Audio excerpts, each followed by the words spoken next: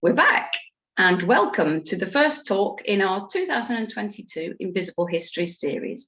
And today we have two speakers, Iona Craig and Kirstie Blair from the Piston Pen and Press project.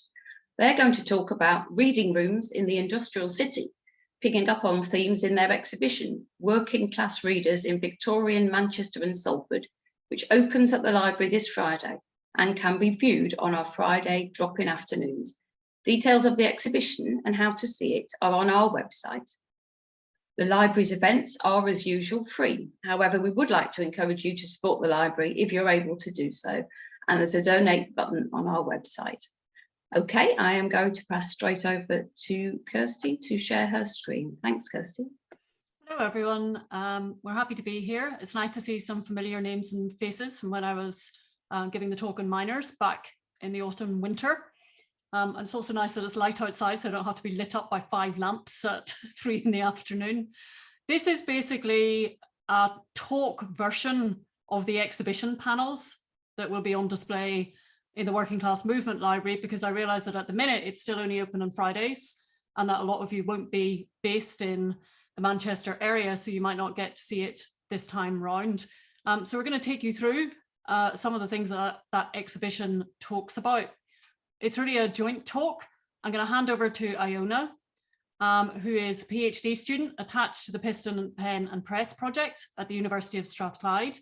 And she is specifically doing her thesis on reading rooms in Victorian Britain. So she is currently the world expert on this little studied field, and I'll be making her answer all the questions. And then after Iona's given an overview of some of the key themes and topics, I'm going to talk in brief about some specific examples of reading rooms that we located in the Manchester and Salford area and that we use as examples on some of the exhibition banners. Now, I should say I am not an expert on Manchester and Salford, and if any of you are, I welcome further information, details either on these reading rooms or on the places they were located or the workplaces or so forth, because our research is still very much in progress. And contributions are always welcome. So I'm going to hand over to you, Iona, if you want to share your screen for the first bit, and then. Yeah, I am Iona. Give me 1 minute. I'll just get the presentation. I'll get it nice and big so it's the full view. Oh, I don't know. I should have practiced this.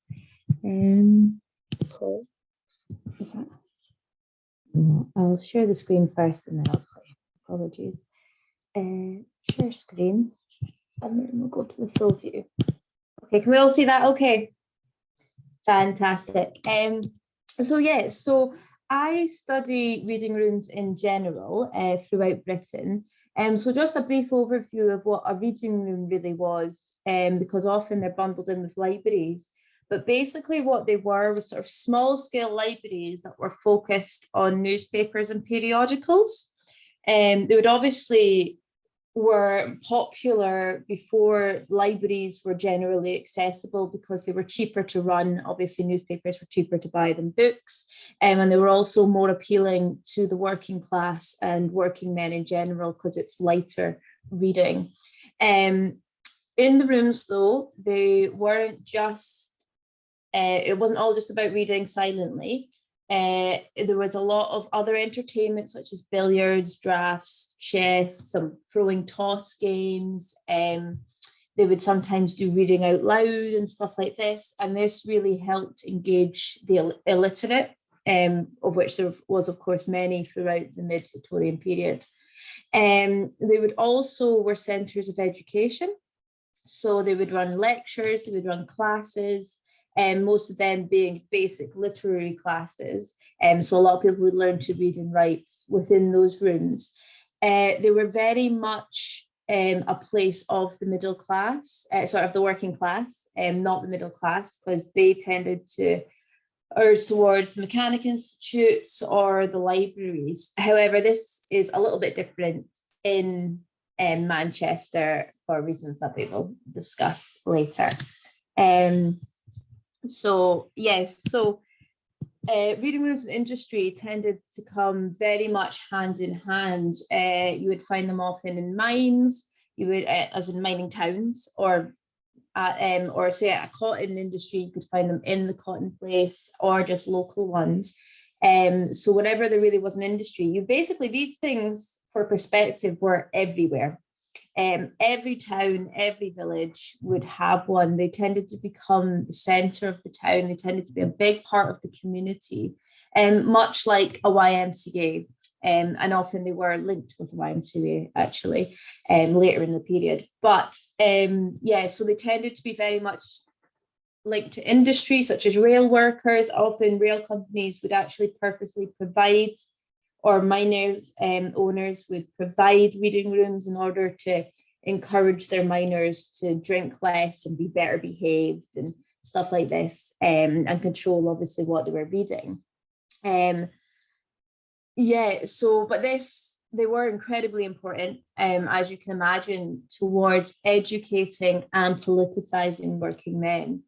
When you sort of consider how they never really had access before, apart from, I'll admit, at the public house, but the public house is a little bit different, a little bit of a different attitude towards your reading there, but it allowed them to read what was going on in the House of Commons or what their local MP was up to. Like, it let them engage with their community further, and it provided them the opportunity for also light entertainment through the periodicals.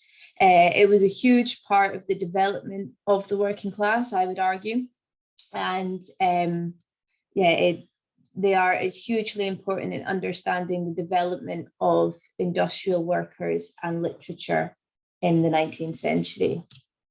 Oh, I should talk about the photos as well. This here is, I believe, this one is in Manchester, so with the previous two images, but as you can see here, it's quite interesting how you could either sit down and read your little periodicals, or if you see up here on there, on the standing ones, there actually are the names of the newspapers, and these tend to be the larger Manchester Courier, stuff like that, that are up there. So they're quite serious reading up there, and then and as you can see in the background, of course, you've got your reference library. So they often did have reference libraries in them. Some would have, particularly in Manchester, some would have lending libraries, but in the smaller villages and that, you wouldn't find that so often. So to explain the difference with Manchester is you have to look at the adoption of the Free Public Libraries Act in 1850. Now, this is quite important because Manchester was the first library to adopt the Free Public Libraries Act, which was huge. It made such a big difference. And obviously Manchester has a big history of libraries and having these first subscription-free, non-exclusive libraries. So when it first adopted it, it was huge for the working people. I think in the first week they had to man the desk with police because so many working men had come to try and like lend. They needed to thin out the crowd a bit. So this was huge for them. But also they created in Manchester, where they didn't really in other cities, they created a network where you would have different reading rooms down different parts of the city, and all the different surrounding areas would have their own reading room that would feed into the central library. So if people wanted a book from the central library, it could be taken out to the reading rooms and could be read there. But it also meant that your local would have all the newspapers, would have all the periodicals, they would have all the light reading and all the reference libraries. They just wouldn't have, you'd have to go to the central library or request from the central library to get any particular books, say mechanical or whatever. So yeah, so that's what sort of made Manchester really unique. And of course they were free. So normally a reading room, you would have to pay a subscription. At any normal village reading room, that subscription was a fraction of what you would pay normally to have access to newspapers, and it was always beneficial. But in Manchester, it was free for people to go and read their local newspaper or the periodical or books if they're willing to put in the effort. So that opportunity was massive for industrial working men who would have no other opportunity. They didn't even need to pay a subscription. So it just really helped educate Manchester working class in a way that they weren't, other cities didn't have the opportunity to do. Of course, there was also the Mechanic Institutes. I don't know if you guys are familiar with Mechanic Institutes. They were first established in Scotland in 1821, but Manchester followed shortly after in 1824, having one of the first in England, the fourth in fact, and the sixth in the UK. This one is on, is it Cooper Street? Cooper Street, I believe. I could just check that, but yeah, and it was, so basically what these were is these were more for artisans and apprentices, and they were supposed to come to these, and they did. It was massive. They were everywhere, very similar to reading rooms, but in a much bigger, more established scale. However, as time went on, and this was noted by many contemporary sources, that they became more the place for the working class, the apprentices, and not the artisans. So your local miner, for example, would no longer feel sort of welcome or in place. They were quite formal in the way they were. You were expected to come clean clothed.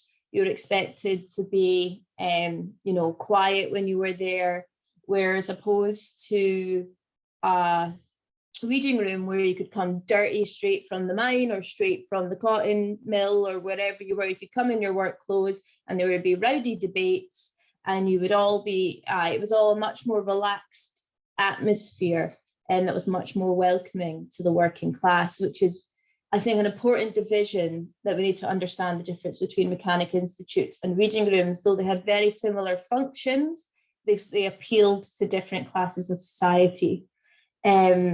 So yes, I think, I know it was a bit quick, but I think I'll pass over to Kirstie to continue on and give you some more specific examples of different reading rooms reading rooms, Mechanic Institutes, and the rest in Manchester.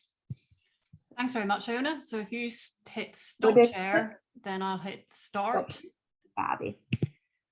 Just so that I'm not making you change all my slides. Okay, it's on a slideshow. Start. Okay, skip.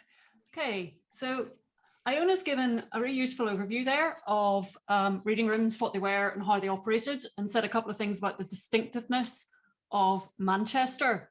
So I'm going to note that we are mapping reading rooms used by industrial workers in the Piston Pen Press database, which I mentioned in my previous talk. It's not live, but it's going to be going live probably this August at our conference in Manchester, which are all also extremely welcome to attend. So here's a few pins that we've got in the map in Manchester. We're only mapping reading rooms. They come under associations, they're blue flags, if we have hard evidence that industrial workers use them. So that knocks out quite a few reading rooms that we know existed, but we haven't got a great deal of information about them. And also, as Iona's been finding in research for a PhD thesis, although we have evidence of thousands of reading rooms, a lot of information about them is lost, because there was genuinely one in every village, sometimes multiple competing ones, but they didn't survive, and the information relating to them didn't always survive. So Iona's having to do a lot of detective work to kind of piece together a history that's never been examined as a whole. If you've got any information about a local reading room and you know that mill workers or miners or any other local people in industry used it, we would love to have a pin on our map. So the ones I'm talking about here, this isn't live, so I can't hover over them and show you them, are these pins. But the ones we selected as well for the exhibition, we chose because they represented different kinds of reading room in the sense of who funded them and what their ideological intent was. So as Iona mentioned, you get company-sponsored reading rooms attached to a railway company or a factory or a colliery. Churches and religious organisations would very often have their own reading room, as would temperance organisations. And there is a shared intent, and the intent is to provide a social space which is not the pub, on the grounds that it will keep men in particular. And, you know, I saw Iona had, you know, 4 men on her slide, because although I'm about to mention an exception, most of these reading rooms were more or less exclusively male until quite near the end of the century. So they were supposed to be a warm, safe space where you could go and do something improving, where you were not spending your hard-earned money on drink and gossiping in the pub. Of course, the kind of flip side to this, especially if you were a woman in these families, is they were often represented as a way for men to get out of the house, leaving the childcare and housework, and go and sit somewhere and talk to their mates about the news of the day. Iona mentioned that reading rooms play a huge role in politicising the working classes, and many reading rooms from the Chartist period onwards were sponsored by political organisations. So there are Chartist reading rooms, that would be in the 1830s, 40s, and Iona's been looking at the tension between liberal reading rooms and conservative reading rooms later in the period. Any kind of society that's dedicated to mutual aid or mutual improvement also frequently set up a reading room. And, you know, you can call yourself a reading room if it's basically your living room with a few books in it and some friends coming around weekly for a chat. The other issue is you get those beautiful purpose-built reading rooms like the photo Iona showed us, or like this photo on this slide, which is the engine driver's reading room, I think at the Great Western. Or you can have any room anywhere that may part-time be the school room or the church hall or whatever, but you can choose to describe it as a reading room because of the implications of that term. Once the cooperative movement takes off, again, the north of England and spreading outwards, you also get a number of specific cooperative reading rooms. And my colleague Mike Sanders looked into that for a banner in the exhibition. Okay, so where you do get a large number of women using a reading room or library is where it's sponsored by the mills or the textile factories. So I was quite excited in Manchester Central Library to find the Phoenix and Wellington Mills Library. Again, library and reading room, they're hard to distinguish. This is a reading room with some books in it that you borrow. But the information that we have, I say library because what we've got is called a library catalogue. So this was open in the evenings. That's important as well to note the opening times, because of course working people could not attend libraries during the working day. So 6 to 9 in the evening. And this one's interesting because it's for the work people, note work people, it's a non-gendered term because most of these people are women, of the Phoenix and Wellington Mills and the inhabitants of Ancoats generally. But you could only join the library if 2 respectable householders had agreed to provide their names and addresses to vouch for you as a respectable borrower. And Iona will tell you that there's just so many rules and discussion and agitation over people stealing books or damaging books or writing in the margins of books. And so there's a lot of detail here about fines and when you're going to return them, and the librarian very carefully examining the book to check you haven't done anything bad to it. What I also found interesting about the rules in the catalogue that survives is that its section of novels, tales and romances is much larger than I've seen in other catalogues. And I suspect this is again a gendered issue, and it's because they're thinking we'll get our women workers in if we have a lot of novels, because of the strong association dating back to the 18th century at least, of women with fiction reading. This library sadly, I think, closed in 1867 because Martin Hewitt in his detailed study of Manchester libraries does note that there was a big donation from the Phoenix and Wellington Mills of, I think, over 1,000 books to Manchester Central Library in that year. So that suggests to me that that library had ceased operations and kind of been folded into the wider Manchester Free Library Network that Iona was mentioning.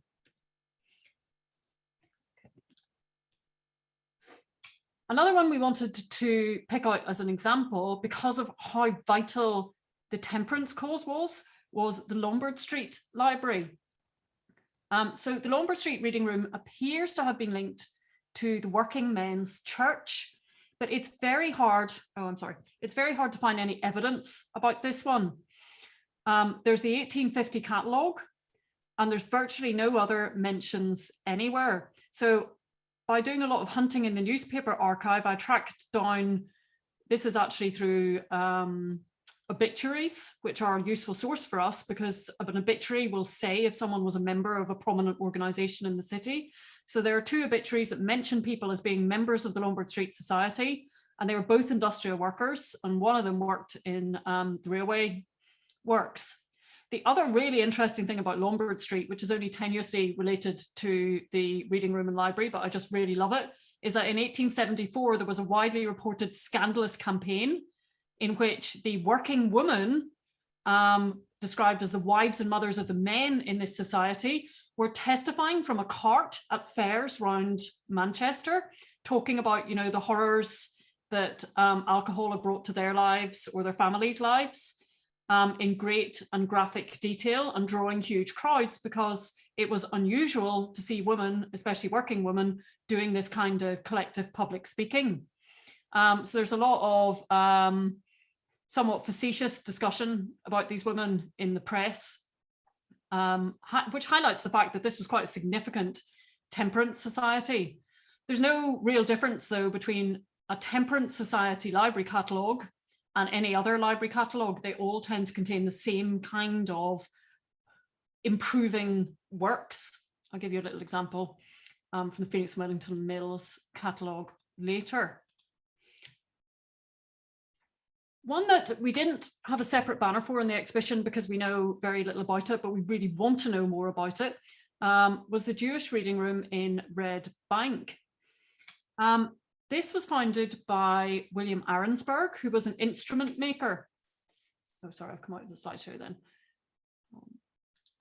Yeah, so Arensberg was a philanthropist. He had made his money in science, and he made microscopes and lenses. He was very dedicated to the improvement of the Jewish community in Manchester. And I found this reading room simply on a newspaper database search. There's only one mention I can find. But when I contacted the Jewish Museum, they very helpfully said that, you know, they did know it existed, but they didn't know anything else about it. And that there was one other Jewish reading room in Manchester in this period.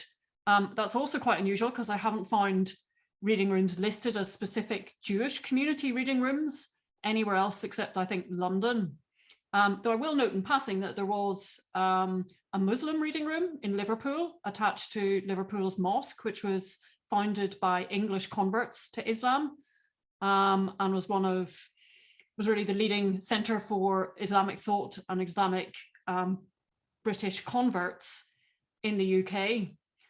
Sadly, Liverpool is off our Piston Pen Press database map, but I really want to sneak the edge down and include Liverpool because there's so much going on there, including this very interesting reading location. So this is what the Manchester Courier reported about the Jewish Reading Room, which is pretty much all that we know about it. Mr. Arensberg strongly urged his hearers, this is at the opening of the room, which is why it's made it into the newspapers, to use the rooms often for their improvement, and expressed a hope that the new house of study would be a source of joy and comfort to each of them, that they would learn there to live honestly and peacefully, and that their reading would have the salutary effect of making them an honourable community, deserving of the respect and esteem of their fellow citizens. So although the idea that reading rooms would be used for improving reading, not entertaining reading, but for the purposes of self-improvement and education, is common across, you know, every speech about the opening of a reading room in any context. I think it's especially interesting here that Arensberg is talking about community formation in the context of a specifically Jewish reading room. And this line, deserving of the respect and esteem of their fellow citizens, is especially interesting because it's saying, as Jewish people, to gain that respect and esteem, to ensure that you are recognized as an honorable community within this city, you need to educate yourselves, you need to read, and you need to improve yourselves. So that's an interesting underlying context to this speech, where here it's underlying in relation to religious identity, whereas often in similar speeches that I would look at, this is framed in class terms. in order to deserve respect and esteem as miners or as mill workers, you need to use this library and this reading room to educate yourselves and be able to engage in public speech and discourse. And the last example was the St Matthias Working Men's Club Newsroom and Library, Silk Street in Salford. And Annette tracked down this photograph, which is labelled as the St Matthias Schoolroom, I believe. So this may or may not have been the same room as the reading room or library. It's not quite clear. Again, there's one surviving catalogue for 1 year only, but there's a bit of information about this Working Men's Club because this is a top-down enterprise founded by a minister, Botelho Chandler, and he was one of those pioneering ministers who wrote a whole pious book about all the efforts he'd made to help the working classes in his area. Sadly, this pamphlet is very hard to track down, and I may have to see if I can find it in the British Library, but it's summarised in several Manchester newspaper reports. So Chalmers wrote that when he moved to Salford, there were over 6,000 people, but they were sharing about 1,300 households. So the other purpose of a reading room is simply that households are very crowded. And if you wish to read improving books and educate yourself, you've got no space in the household in which to do it. You need a quiet room, and you're not going to get that at home. So this Working Men's Club was set up to improve the working classes of Salford, and the newsroom and library were an essential part of that. But this is an example where the reading room, as in the Mechanics Institutes, is not a small separate enterprise. It's one room within a whole purpose-built building that, you know, funds were raised for in the city. So it's a branch of wider educational and social enterprises. Also true of the Temperance Reading Room attached to the Working Men's Church, rather than being an individual site. So this page is from the Phoenix and Wellington Mills catalogue, and it's one of the fiction pages. What can we do when we see information like this? Well, it's very difficult. Most catalogues look like this. That is, they are not alphabetical by author or by title because they're in order of acquisition, usually, which I suspect is the case here. And they don't generally give you both the author and the title. So tracking down number 1112, Tempest and Sunshine, or The Absent Man, or Faces in the Fire, amongst the vast, huge mass of popular Victorian fiction, would be a little bit tricky. To go through and do that for thousands of books would be a major enterprise. What we can do on our project, though, is because we've looked at a lot of these catalogues, we can do a more kind of qualitative and impressionistic analysis of what they all contain. For instance, they all contain Walter Scott and James Fenimore Cooper. You can see those down at the bottom there, 1122 onwards, and they all contain Marryat. Actually, if I were to pick out three people you're always going to find, it would be Scott, Marryat, and Cooper.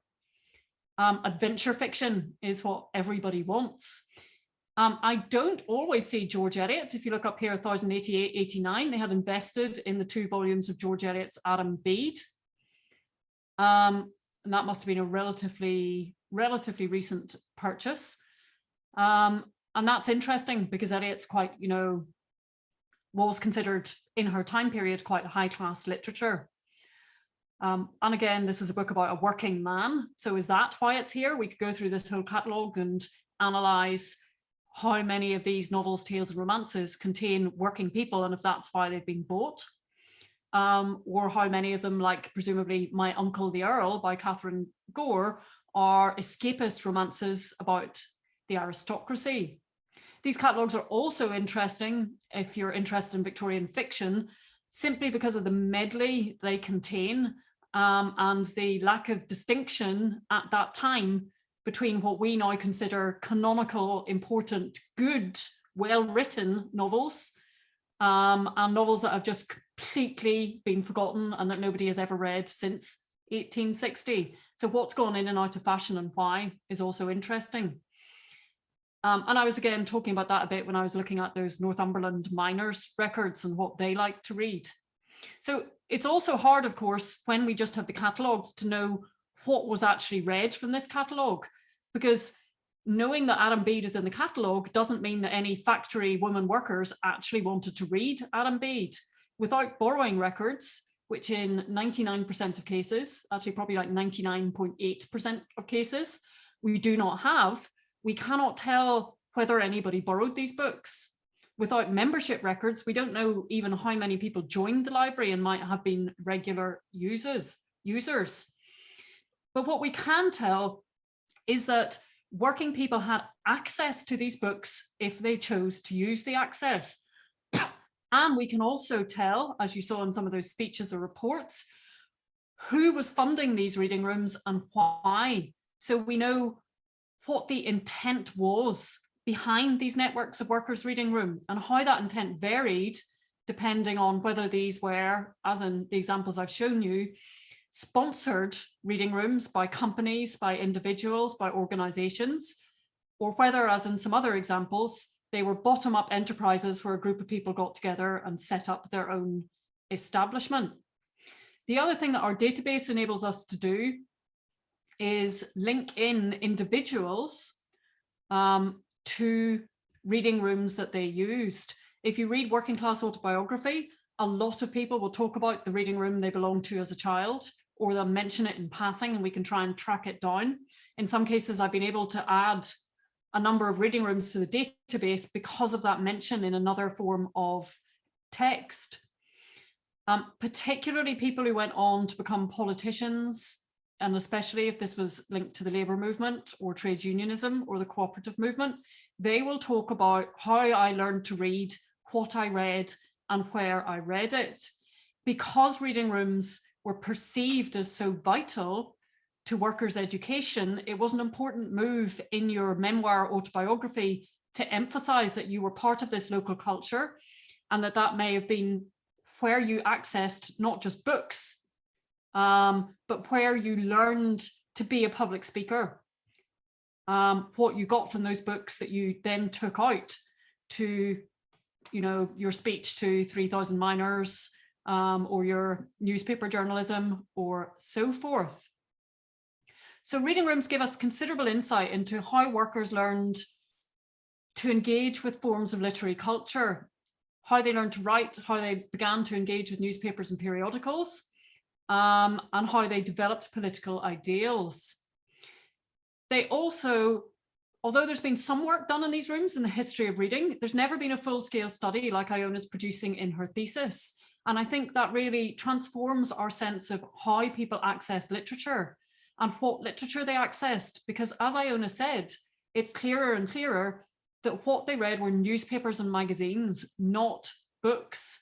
Even though, you know, you get books in these library catalogues, that was not what people were primarily on site to read.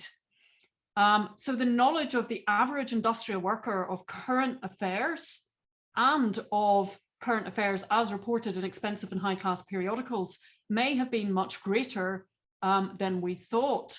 And one of the things I've been looking at is cosmopolitanism and the working classes and the way in which these reading rooms enabled you in small town Ayrshire, or in one of the middle towns of Yorkshire, or in one of the colliery villages of Northumberland, to access literature in other languages and by people from all over the world, and to engage with, for instance, transatlantic politics, including questions such as the abolition of slavery in the US, where in every catalogue you will see books like Uncle Tom's Cabin and related key works that were educating people about what was happening there in various ways.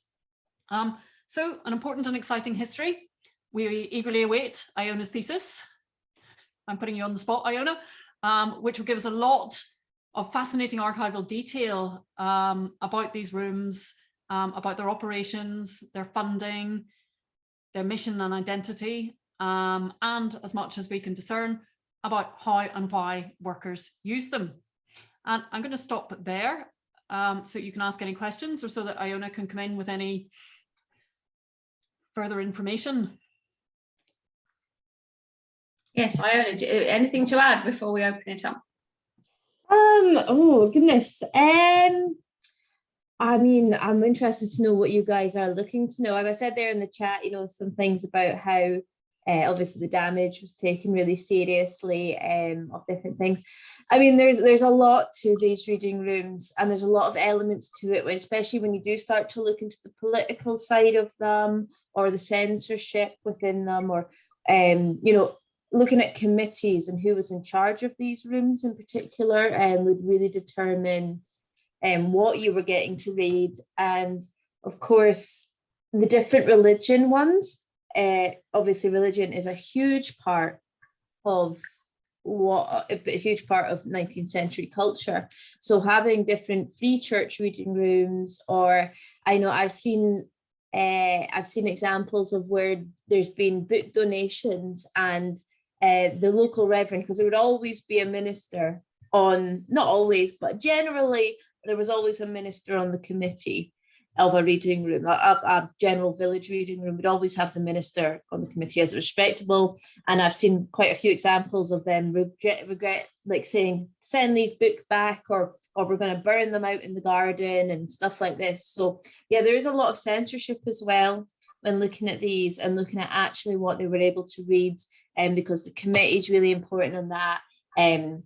What their motivation is, obviously, for the rooms, things like temperance. They're going to have lots of temperance periodicals and magazines there if it's a temperance funded room. So there's a lot of elements. I'm hoping I can answer enough of your questions. So Margaret's question, or Margaret's noting that co-op reading rooms took a range of local papers, not only relating to their immediate area. Yes, they did.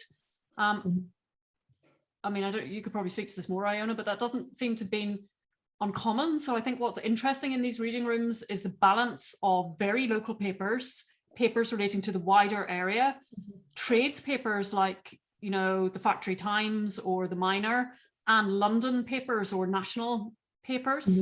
I am trying to tell Iona that she should look at all this in more detail and talk to the Research Society for Victorian Periodicals conference about it.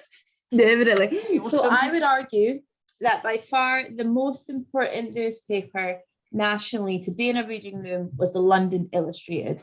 You couldn't be a reading room if you didn't have the London Illustrated, because that's what everybody wanted to read. After that, it's local. And so if you're in Perth, you have to have the Dundee Advertiser and the Perthshire Courier. That is the priority if you are a reading room. After that, of course, if you are a railway reading room or something, you're probably going to want the engineering magazines. But quite often you would find the bigger the room, the more. So for example, in Manchester, the big central ones, or the big reading rooms, would have the Press and Journal from Aberdeen. I don't know who was reading it, to be honest, down in Manchester, but they would have the different local papers from different areas. So they're not just local to themselves, but if they're big enough, they're local to other places as well. But yeah, I find that really interesting, that by far and away the most important one is the London Illustrated. The Illustrateds are the ones that are so important, and then it goes local. But of course, if you're looking at a political reading room, and this is something I find really, really interesting. A lot of the political reading rooms would not restrict themselves to their own political newspapers, because there's this theory that a liberal reading room would say that we believe in liberalism so much that even if somebody reads conservative material, they'll still see the liberal side of it.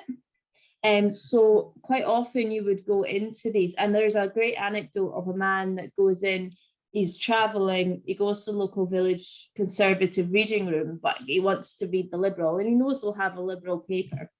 And he goes up to the cashier, or not the cashier, the librarian, important person. And they say and he says, can I have this liberal paper? He says, oh no, that one's out. And he says, can I have this liberal paper? He says, oh no, that one's out. Can I have this? No, that's out. And he eventually says, is there anything free? And he says, only the conservative works. So a lot of conservatives would go to the conservative reading room, or people would go to the conservative reading room to read the liberal papers. So actually our understanding of what was being read in these is not as straightforward as you might think. Yeah. Well, there's hundreds of questions coming in. Question from Jenny about publications such as those produced by the Clarion Press. So that would be more kind of socialist publications, you're thinking, Jenny? You can see the catalogues that I've looked at, firstly, are all from the mid-Victorian period, so that would predate that. Actually, it's interesting that they're all from the same late 1850s, 60s, because it would enable a comparison between them. But yeah, that would be more 1890s. So I haven't seen any surviving catalogues then. Reading rooms of a political bent definitely would have stocked that kind of material. I mean, there probably was a socialist reading room in Manchester. I just don't know about it yet. Iona, do you want to come in on that? No, I've not found, to be honest, I've not found many socialist. They tend not to go by that name anyway. They tend to lean towards liberal, conservative, those sort of political names. Of course, Chartist reading rooms, some of them kept that name long into it. But yeah, you tend not to find anything called a socialist reading room, even if it was in principle one. So where were the socialists doing their reading? I assume either in the liberal reading rooms or just the local village. Pardon? Yeah. Or maybe in cooperative reading rooms. Perhaps exactly. It's just that I've not found a single one. I did have a good look for a wee while to see if I could find evidence of that, but no, because the political ones are really where it started at. So you start to see conservative reading rooms come in right at the turn of the century, and then you're into the sort of 20s, 30s, you start to see the Chartist ones coming in. You're not getting your average village reading room becoming popular, like your general reading room for everybody becoming popular until the 50s. So Gillian's asking about cooperative libraries and reading rooms had scientific instruments that could be borrowed by readers. Did other types of reading rooms have similar things? I've seen that would be very common in mechanics institutes. I can't think of a reading room that had an example of, you know, equipment. No, what I have seen is almost like a show and tell. So they're doing the tour and they go around to different reading rooms, but it's more an on display. This is what our latest discovery is. See how amazing we are, but they only can see it for a couple of days, like an exhibition, and then it moves along. Not something you could go in and use. Chris is asking about establishment political resistance to reading rooms, as with free public libraries. They're less so because reading rooms were perceived as improving the working classes. All sides of politics agreed this was a good idea, but where reading rooms start looking like they're sliding into being used by, for instance, trade unions or radical societies. So Iona, there's that one in Perthshire, isn't there, where the local landowner wrote some stiff letters saying, no, you've all got to stop having political meetings supporting the Liberals or the Radicals in my reading room, which I helped to fund. Yeah. And what's your example from the Newcastle area of the reading room that was shut down because of the union meetings? Yes, Rye Hope. Yes. So they had so the company provided a reading room for the workers, which was fantastic. It was all great until it became the heart of the trade union. So the trade union would have all their meetings there, their meetings with the company. And then when they went on strike and they were doing the whole eviction, it became like the stronghold where they would have their meetings to decide what was going on next. So after the strikes and that were complete, they were very quickly shut down the reading room. But happy story, the union then decided that they needed to start building their own, and they started to build them throughout Newcastle at their different mining towns. They built reading rooms in order to provide and give them somewhere that wasn't controlled by the company. Yeah, so reading rooms were perceived by companies and by local aristocratic patrons and so forth as a tool to control the working classes in many senses. But then what actually happened in a number of reading rooms was not control. So yeah, there are a few cases of people starting to become anxious about what they've let loose by setting up a reading room in their workplace or their vicinity. Carol's asking, have any reading rooms been preserved and are open to visitors? Well, there's that one that's a little museum in the south, isn't there, Iona? Yes, so I remember my old supervisor, when I was talking to him about it, he says he remembers going into the one in the Mitchell Library. But I think when I went recently, at least the doors were shut. It still has You're not allowed in. written above, but I believe the doors are shut. But he remembers going in there, though he does say that it was, and this is actually a really common point, is that it was a lot of homeless people would come in there, and that actually still happened in the 19th century. You would see it in these free ones. Homeless people would come in because it was warm. It was would come and sit in there. But yeah, where there really is one is down in Southwold. It's a sailors one that's supplied by the missionary. It's perfectly preserved. It's a museum. And nowadays you would go and have people and girl and stuff on the things. But yeah, 100% you can go in and have it like a reading room, and it's got everything as it would look like in the day, apart from the magazines are modern. Yeah, some of these were quite ephemeral. You know, like Navis reading rooms. There was a Navis reading room at major encampments, again, often provided by churches, missions and well-meaning individuals, stocked with tracts and religious literature, but also with newspapers and magazines and a few books. But those were disassembled. Some of the colliery reading rooms described in the 1840s commission reports or later newspaper reports were basically shacks. You know, they were a shed. Where I think you could probably still see reading rooms, but they wouldn't be in operation, would be in surviving mechanics institutes. But then mechanics institutes, reading rooms and libraries, as Iona was saying, are a slightly different kind of thing in some respects. Margaret was saying about debates over the co-op movement, whether it is or is not socialist. Oh, we don't want to get into that, Margaret. But there were definitely co-op reading rooms in Manchester. Yeah, this is what Mike was looking into. So I feel like I just have to read out what he wrote in his banner. But Gillian, yes, it does sound like you're an expert. So if you want to come in, please do. I can unmute you, Gillian. Gillian used to run the Co-op archive, so she certainly is an expert there. Yeah, I've spent 30 odd years working with the heritage of the cooperative movement, so I'm well familiar with all the catalogues of various cooperative libraries that we had in the National Cooperative Archive, and Cooperative Archive still has in Manchester. If you ever want to go and visit, the Rochdale Pioneers published a catalogue in the 1868 that ran to 300 pages. Yeah. And one of them is magnificent. It's the equipment that they had for loan to people, because they had all sorts of geotropes and telescopes and microscopes, and you name it, you could borrow it from there, because they wanted to encourage people to learn and to do stuff. And they have complete lists of what newspapers were held by each of the reading rooms and where the addresses of the reading rooms and all that sort of stuff. So they're quite fascinating.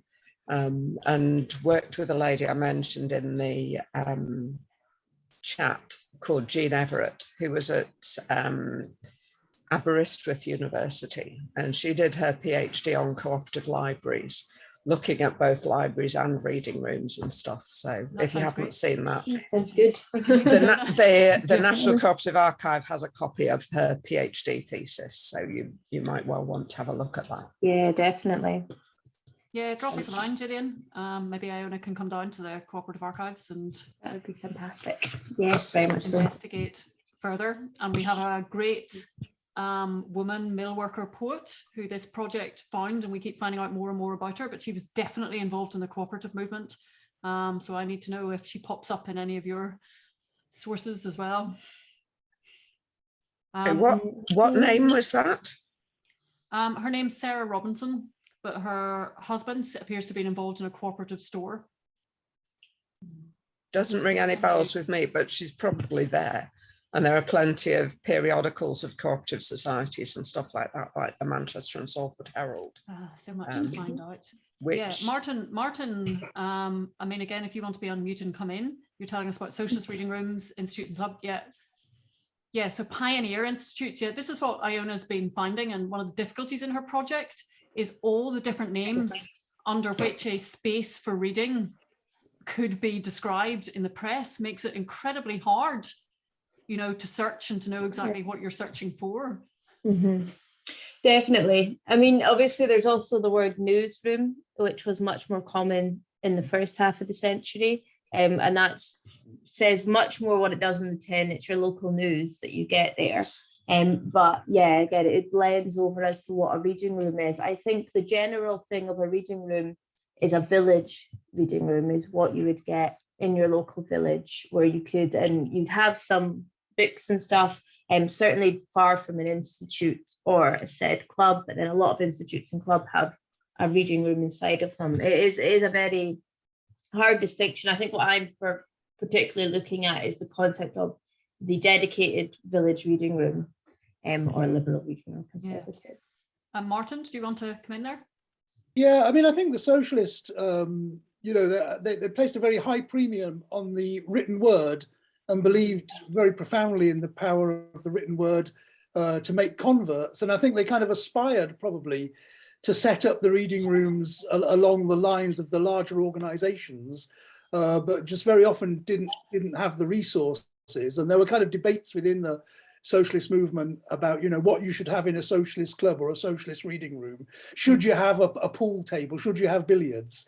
You know, Keir Hardie, in the minute book of the Merthyr Independent Labour Party, they had a visit from Keir Hardie in 1904, and he turned up and he advised them, you know, make sure your clubhouse is a reading room, keep out the billiards, keep out the drink. So you had these kind of debates over what they should be like. And I think, you know, quite a lot were certainly set up in Wales, but yeah, they were ephemeral. You know, they very often, you know, you get little flickers of reports in you know, Justice, in the Labour Leader. We are establishing a reading room, and then, you know, a couple of months later, you know, they're still trying, or it's kind of vanished. So I think they just reading rooms, but just didn't necessarily always sustain them over long periods of time, really. Yeah. Yeah, it makes them hard. Yeah, I think you're right. I think, and that makes them hard to find as well, of course. But I think you are correct. I think it could be that, or I think they probably were in existence, but just weren't long term and are harder to find. Yeah.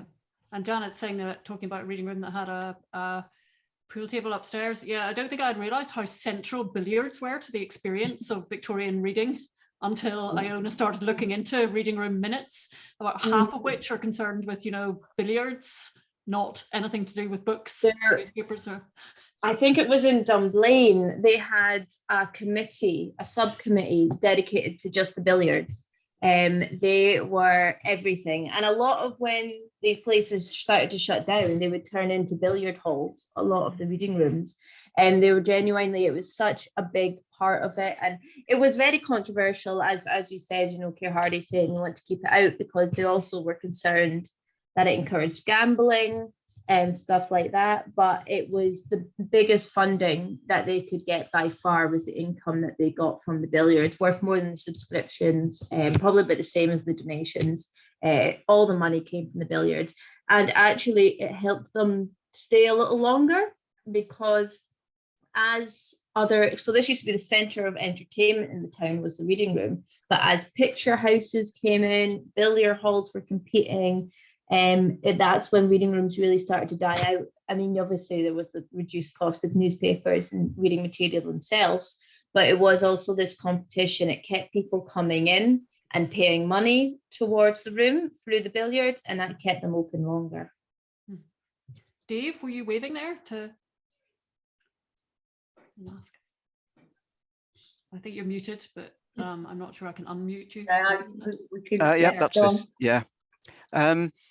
I've, in my research into the radical book trade, I'm finding it hard to come across a socialist bookshop before the 20th century.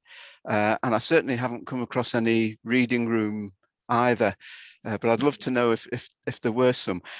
On the co-ops, I suppose that you'll know there's a book by the Bolton Co-op, which is about, it's a history of their educational department, and I'm reading that at the moment. I got it from Nigel Todd's collection. He was a researcher who did a lot of work into working class education and was active in the co-op movement.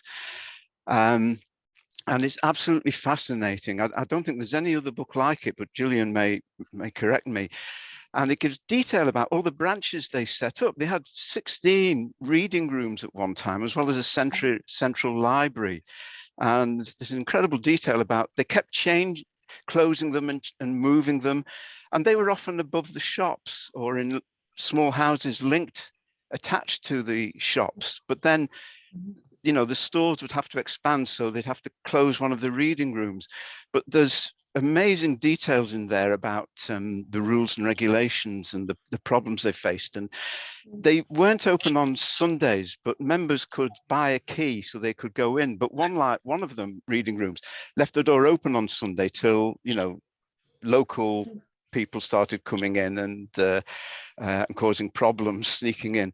And they also had to, the Bolton Co-op Society had to close down one reading room because of young youths coming in all the time. Yeah, I so bet. see, if anyone would like to volunteer to put all these reading rooms into our database, if you've got any reading rooms that can go in, it's the area where our coverage is going to be so minimal compared to the number they were, because we just can't handle the sheer number of reading rooms that could potentially be represented. But yeah, getting in the cooperative reading rooms and mapping the membership to industrial sites would be really good. Yeah, I have definitely heard some debates about the Sunday opening. Quite often this is in regards more to obviously industrial based ones, particularly Navis, because obviously often these Navis ones were built to keep people in line, but they were also built by the missionaries, by the church. So there's a huge amount of debate over whether they should be open on Sundays. And I think often they would win out that it was open on a Sunday. Most of the average village reading rooms I would find were open throughout the week, normally from the morning till about 10 o'clock at night, from 9 till 10. Obviously in order to allow workers to go in after they work. But yeah, Sundays were normally open. It's only ones that were particularly provided for by religion, by whatever church or missionaries that would have a debate over the Sunday openings. So have we got anybody else who wants to wave at us to ask a question? Or a very lively chat. Thank you very much for everyone for that. I will send you the chat file, Iona and Kirstie. Yeah, brilliant. I thought also in terms of going to see libraries, there's the One Lockhead Miners Libraries, the Lead Hills Library, that's a subscription library, so it's slightly different, but it, as I understand it, it's still open, isn't it? Yeah, One Lockhead and Lead Hills, you can go up and see. One Lockhead, they're obviously, they're right back to the 18th century. They're some of the oldest libraries in Britain. Now I'm just thinking about One Lockhead, and there isn't much space for reading in that library. It's not a huge room, it's completely lined with books. So in that case, I feel like it's kind of a library without a reading room attached. But having said that, it could be that there was one of the other nearby buildings was the reading room and it just isn't anymore. Yeah. Well, quite often you would find that people would go and get the books from the library and they would take them into their local reading room, whatever that was, yeah. Wow, well, what an amazing amount that you've discovered and that there is still to discover, clearly. That's extraordinary, isn't it? As always, with our talks always kind of, well, so much more to do. So, yeah, I echo Kirstie's call. If you want to get in touch, it's the Piston Pen and Press project, and you can get in touch with them directly or contact us and we'll put you onto them if you want to help populate the database. I mean, we're looking for any keen local volunteers who just want to comb through their local newspaper, finding us new poets and new persons and sites of interest. Once you see the database, you'll see why this is fun, because you'll be able to click on wherever you live and open it out to see who we found there. And that's when you'll start thinking, you know, I'm going to find another 20 entries for my place, because there's no end to the amount of material we could have found. We're just limited by the physical constraints of time and personnel. Well, this is a call out to everyone, and it will go out later on YouTube. So yes, please tell your friends and get involved if you can. Right, I think nobody is waving at me, so I will say thank you very much indeed, both to Kirstie and to Iona, for their time and their expertise today. That's been brilliant. Thank you so much. And everybody else for joining in so enthusiastically. So next week's talk, Wednesday, the 16th of February, it's back to our usual time at 2 p.m. And it's unusual in that I've invited myself to speak. And that talk will also run alongside our new exhibition, Working Class Readers in Victorian Manchester and Salford. And I'll be focusing on the story of the founding of the Manchester Free Public Library. So let's hope I can keep myself to time, as well as our speakers today have kept themselves to time. Next week's talk will also be online only, because the library's annex is going to be set up at that stage for the staging of the musical play Yes, Yes, Use Yes, about the Upper Clyde shipbuilders working of 1971. We're having good Scottish theme at the involvement at the moment, aren't we? So have a look at our events page on our website for ticketing details of the play. There are not many tickets left, so do sign up quickly if you want to come. So yes, next week's talk, for that reason, will be online only. So today's talk has been recorded as usual and will be uploaded to our YouTube channel shortly, and we'll be putting the link again on the event webpage. And again, a reminder that our talks are as usual free. However, we would like to encourage you to support the library if you're able to do so. There's a donate button on our website, and we really are most grateful to those of you who do that as one-off or regularly. It's much appreciated. So thanks again, everybody, and goodbye. Take care. In solidarity, very best wishes from all at the Working Class Movement Library. Goodbye.